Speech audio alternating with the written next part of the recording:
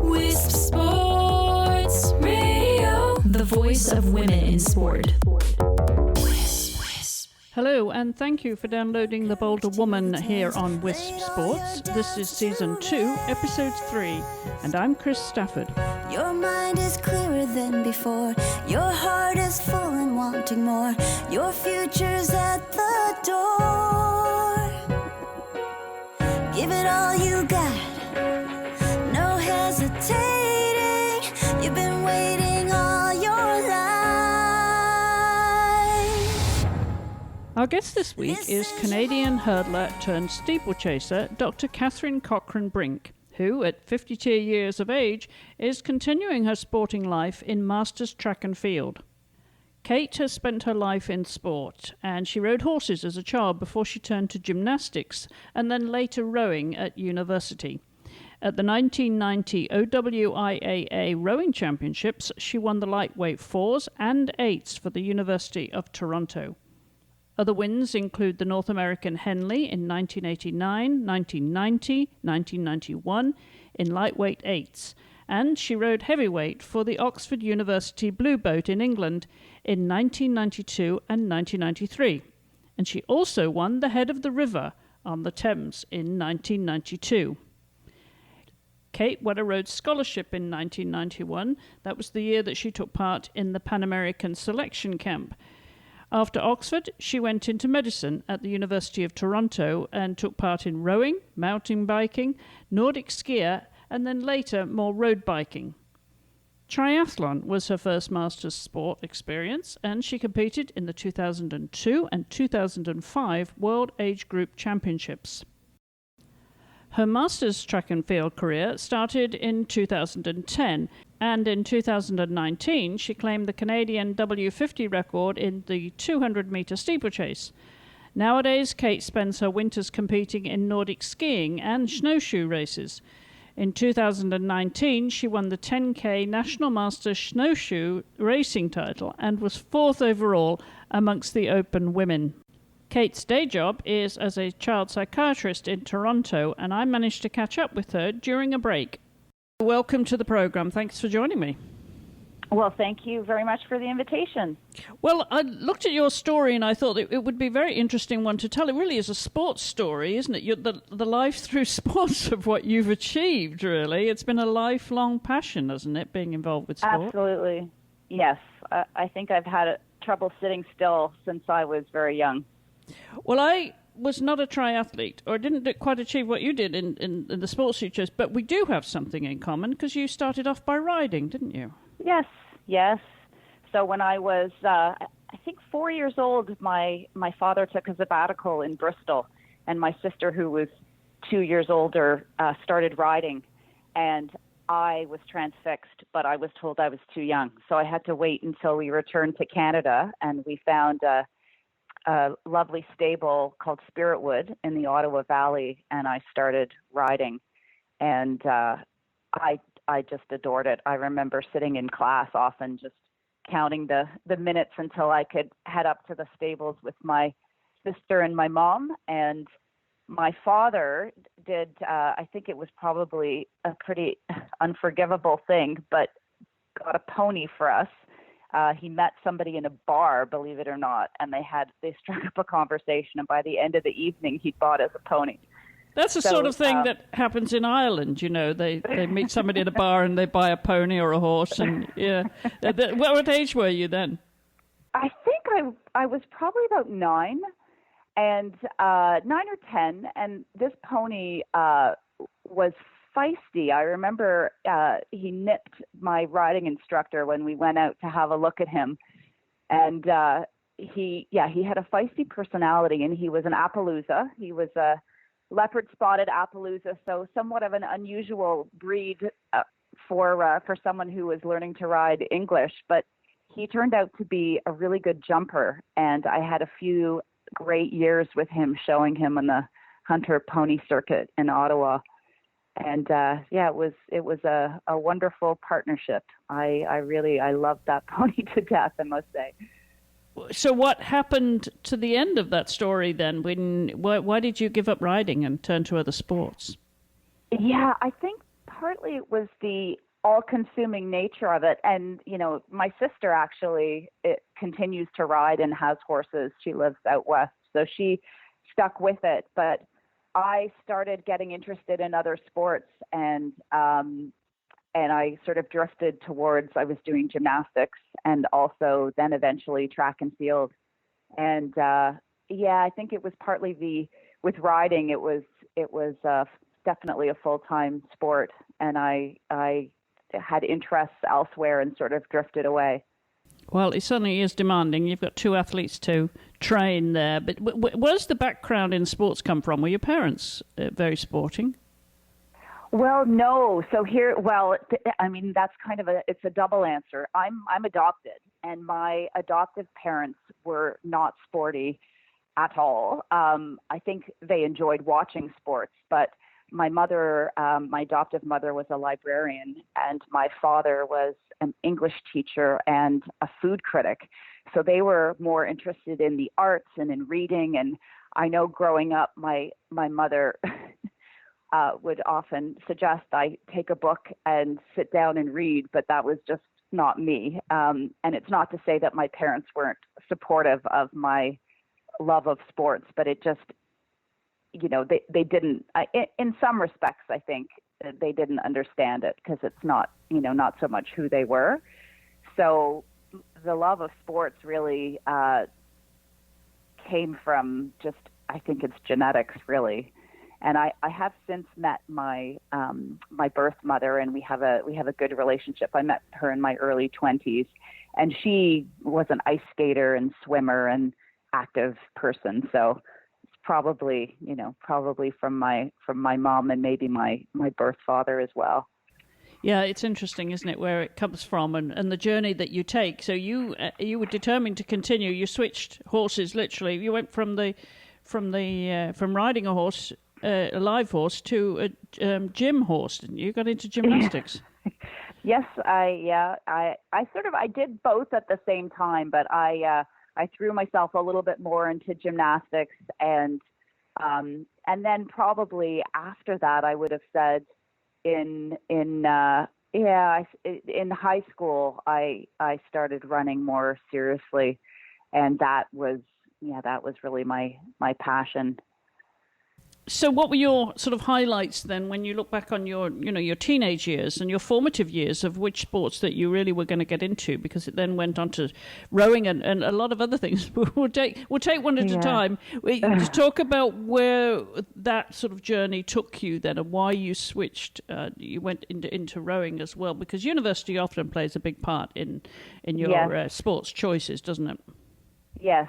So, well, in the high school years, I really did. I threw myself in headlong into running, and I was a sprint hurdler and a 400-meter hurdler.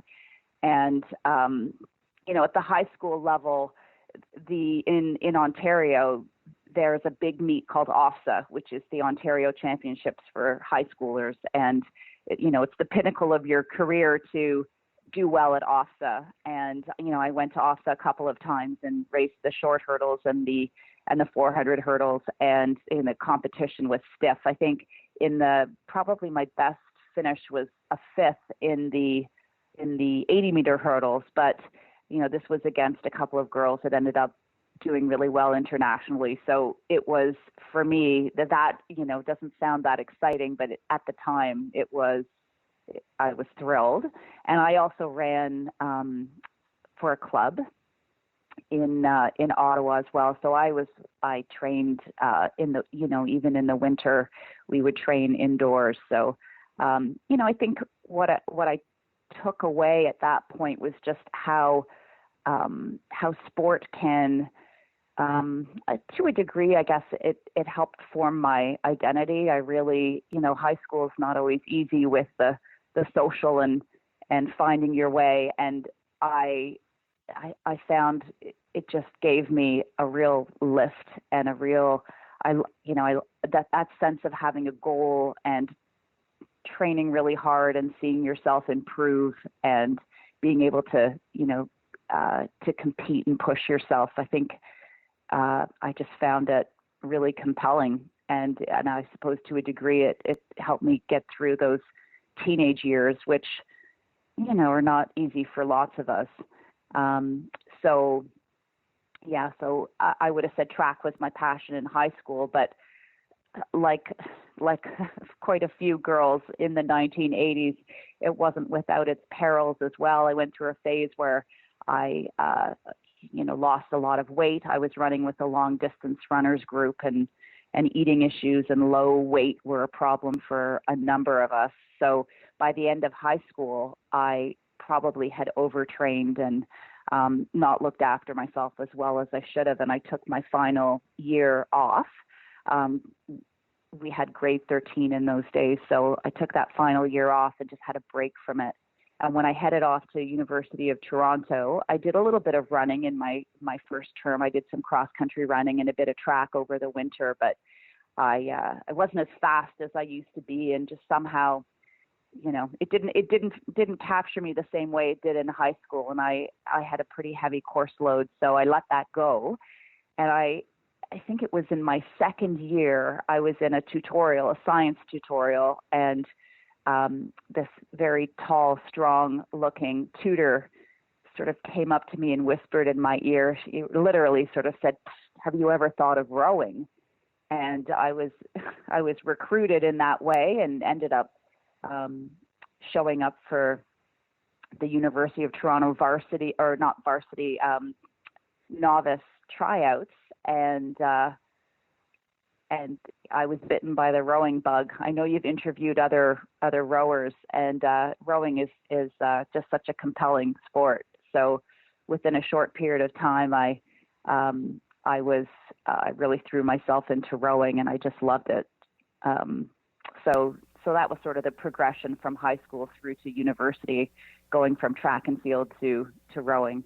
What was it about then rowing that really appealed to you? It is, you say, a compelling sport once you start. I know a number of people who row are really hooked on it. What was it for you?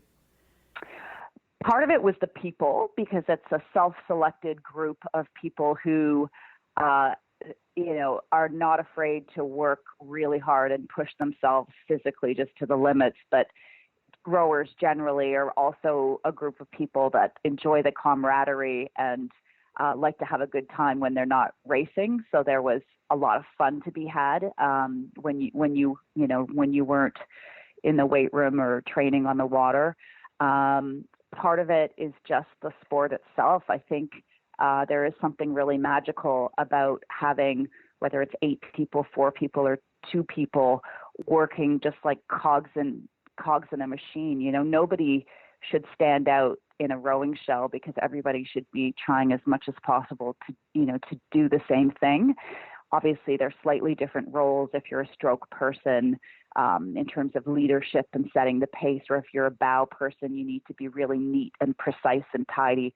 But it's everybody working for this common purpose and being sort of, I think of it as like a cog in the machine. And I had always done individual sports, whether it was riding and then gymnastics and then track and field, and to be able to do a sport where I was part of a team was wonderful for me, because I think ultimately with some of the sort of intensity around more so competing in track and field, there were times when I just felt as a competitor, when it just came down to me versus everybody else, I lacked a little bit of that killer instinct. If I was in a really close race and I was really fatigued, I think sometimes my mind would go to, well, if she wants it that badly, she can have it, sort of thought process. But when you're rowing and you look at the person's back in front of you and they are not, giving up, and that the effort is for the entire team, I found I could push myself harder, and it just felt different. And I loved the teamwork aspect of it. Well, what you achieved on the water was not too shabby either, because you went to England and rowed for Oxford University in the Blue Boat, no less. And if you know anything about rowing, that's pretty good going. But Cambridge have always been pretty competitive, so you had to bow to them, didn't you, a couple of times? We did, and I would have said, so I rowed in the women's Blue Boat twice at Oxford in the early 90s, and I would say that the first year was the one that hurt the most because we had gone to London and rode on the Thames and beat Cambridge in the university section of the Head of the River, which is a big regatta in London. And we were a good crew, and we had a terrible start when we were racing, because in the 90s and before that, the women's boat race was not on the Thames in London. It was a 2,000 meter course at Henley. So the start was all important, and we had a dreadful start, and we ended up losing the race. We gained on Cambridge, but lost by probably a canvas, and that was really hard. That was heartbreaking. I can only imagine. Yes. Yeah.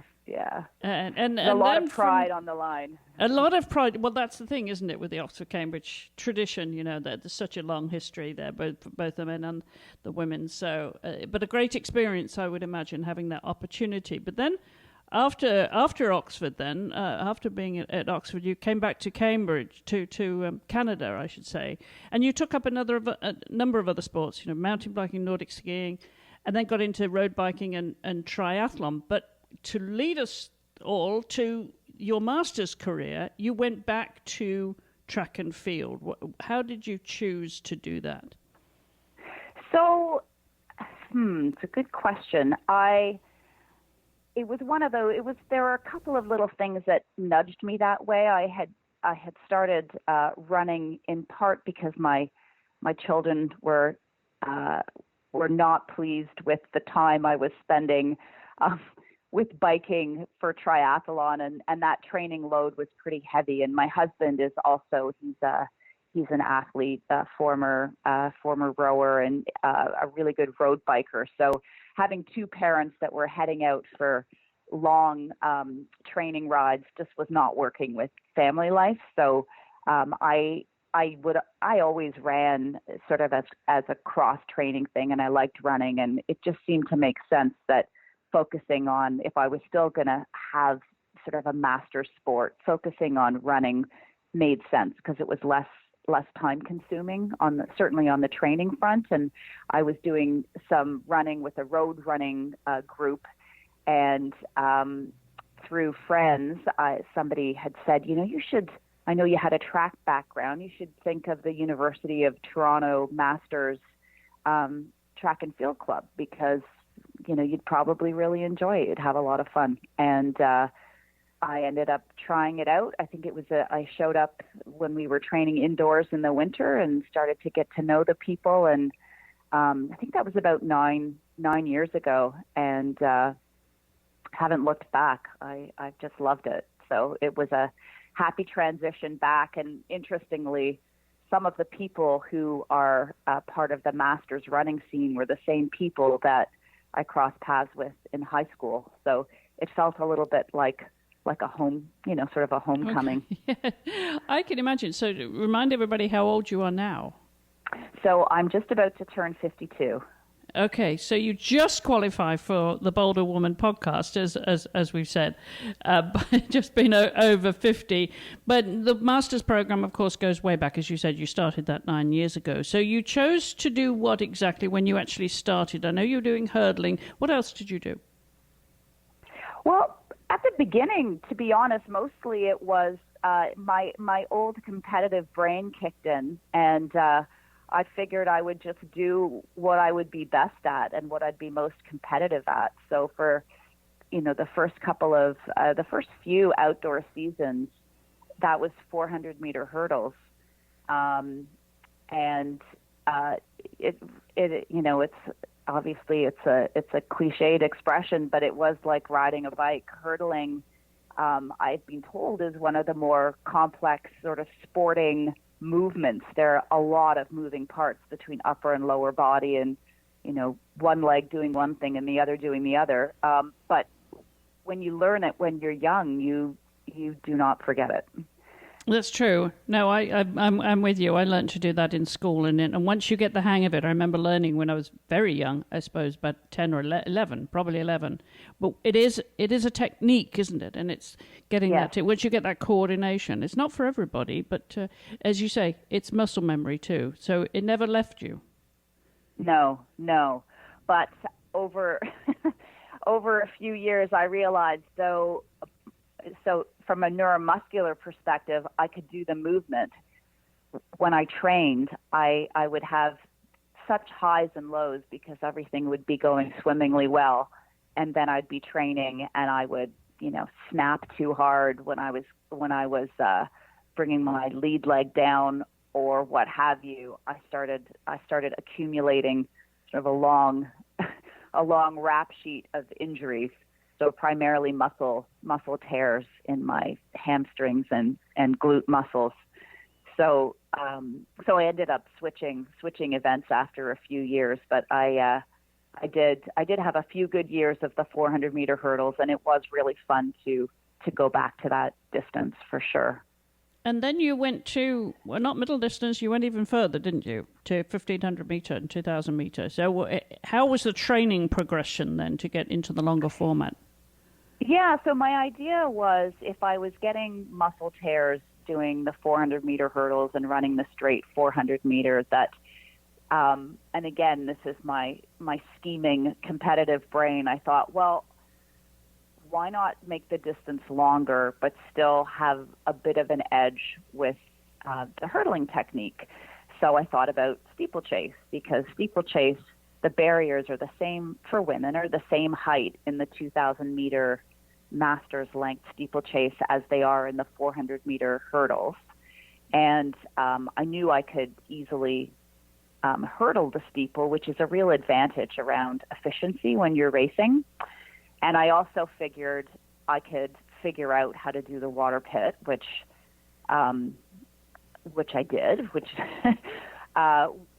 that is one of the more challenging parts of running steeple in a way, partly just to wrap your mind around it because it is a bit fear-inducing. But I decided to move up to steeplechase because I thought I would have fewer injuries from high-speed hurdling, which has been the case. And the problem was I had never seen myself as having any talent in longer distances. I mean, I had done Olympic distance triathlons where you have to run a 10K, but I always thought of myself as distinctly untalented in longer distance running. So, but I thought, hey, this will be an interesting experience. Like, with the right training, could I squeeze the most endurance out of myself as possible? And I still would say I'm not a particularly gifted distance runner, but with the right training and determination, and I suppose with the hurdling technique that I've had for, from high school, I ended up being reasonably successful in the steeplechase, and I have to say, it's been a lot of fun. It's been a great adventure. Well, it looks like it. It's taken you all over the world. Then, what would you say you've got from being a masters athlete? If anyone's listening to this and thinking, well, they could have a go too and pick up some previously learned skills in track and field, what do you get the most from it now? Because also I should mention that you have a very demanding job as a child psychologist, so that's a demanding day job, and sports must be a big escape from you. So this must be very fulfilling, I would imagine. Yeah, and what I've got most, I would say, well, one is the community, the Masters running community in Toronto, but also in Canada and internationally, is such a fun, vibrant group. And with my friends that I train with in Toronto, we're a close-knit team. And, these are some of my best friends in life, and we've traveled around the world together. In September of last year, we were in Malaga, Spain, and rented a nice house, and we just enjoy each other's company and enjoy watching each other race and cheering each other on. So that closeness and that social aspect and sharing it with dear friends, that's probably the number one thing. also just being able at my age to enjoy sport, but to remain competitive. There is something really great about putting the work in, but also challenging yourself to perform. And, you know, I know that Masters, the World Championships for the Masters, one doesn't even have to qualify. It's an all-comers thing, and you have people who formerly competed at the Olympics, and you have people who, are not very competitive, and we all compete together. I know it's not the Olympics, but at the same time, when you've put that work in and you've traveled to go to this meet, it can be quite nerve-wracking, and the racing itself is difficult. You're really, really pushing yourself. So sometimes it can be physically intimidating. And I think having the opportunity to push yourself like that and to challenge yourself in a way that can be sometimes kind of intimidating and scary is actually a really good thing. And I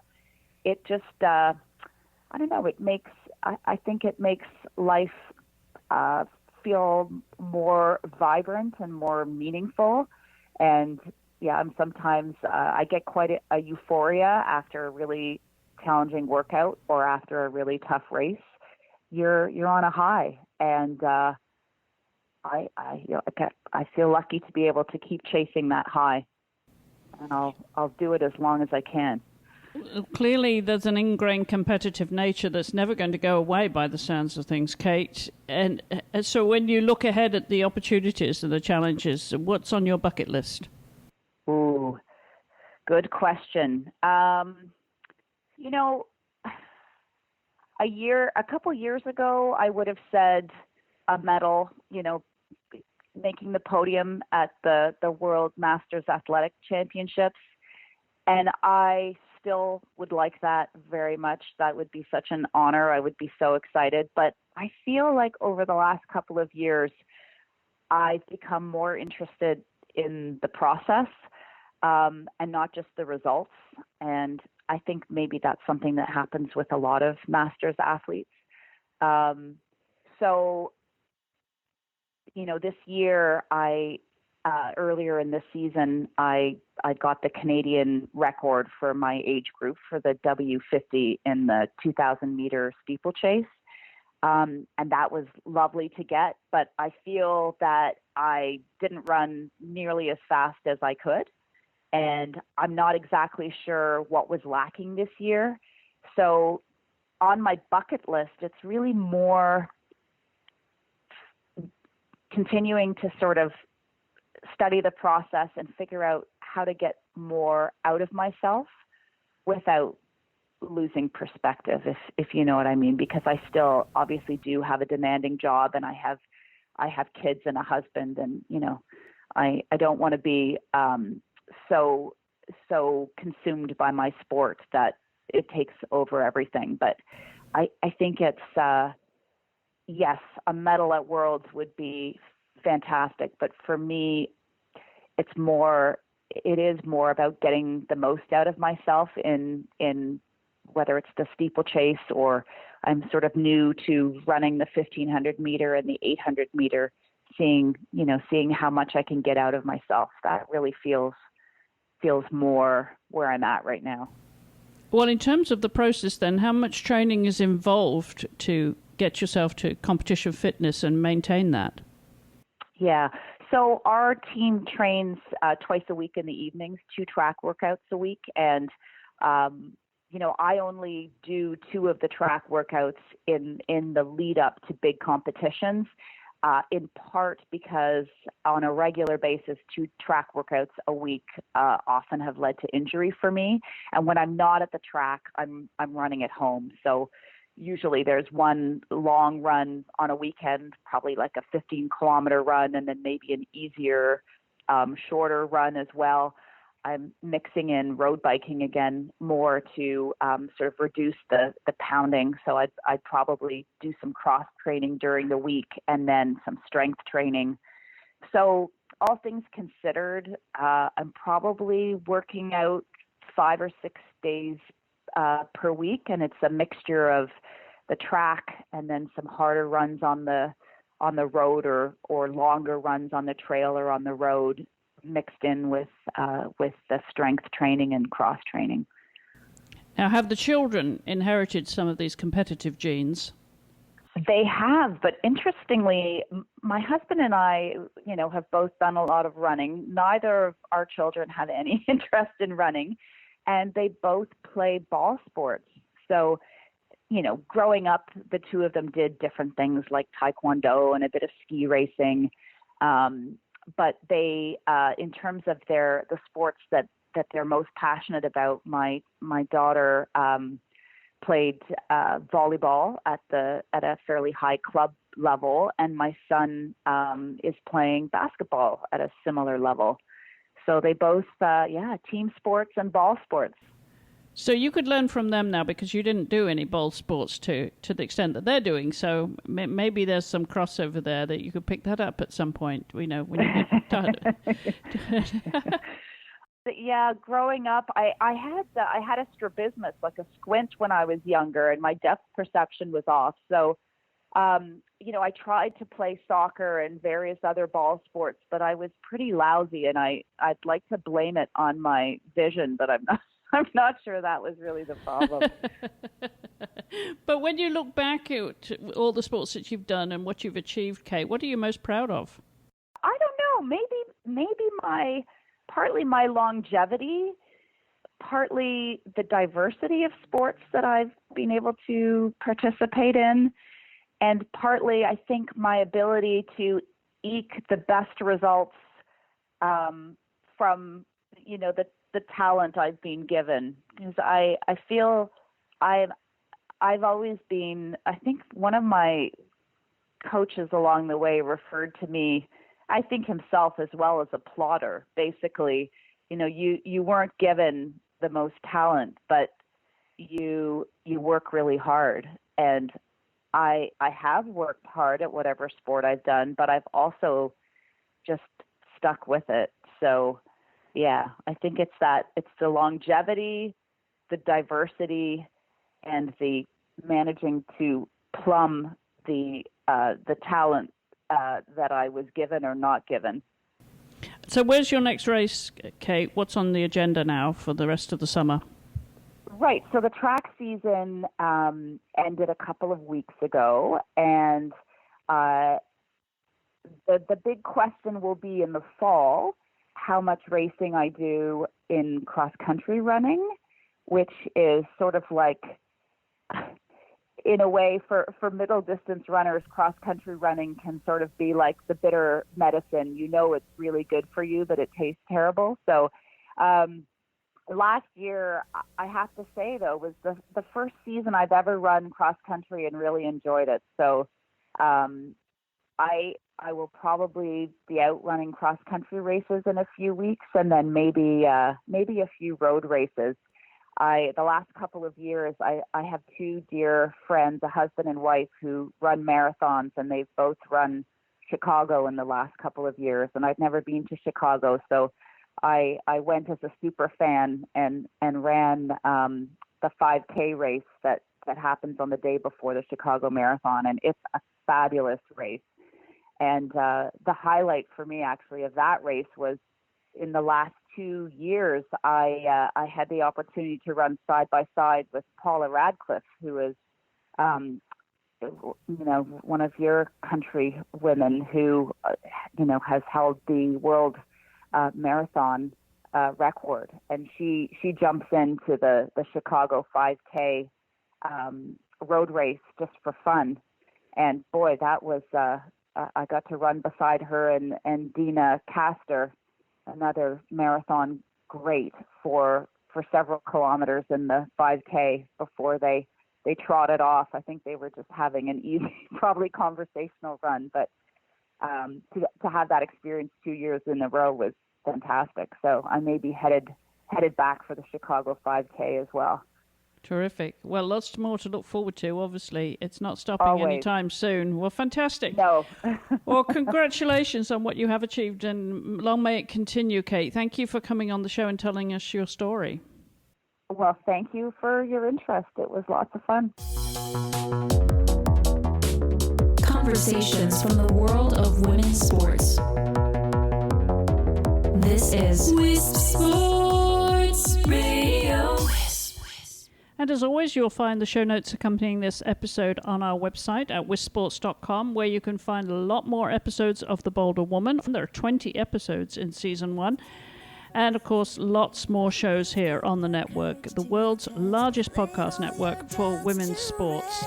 There's articles and blogs and videos too, and you can also follow some of our athlete ambassadors. That's all at wispsports.com. You can also join in the conversation by dropping us a line to info@wispsports.com, and we always hope that you will follow and share on social media too at Wisp Sports. Until the next time, thank you for listening and helping us turn up the volume on women's sports. Goodbye for now. This is your moment.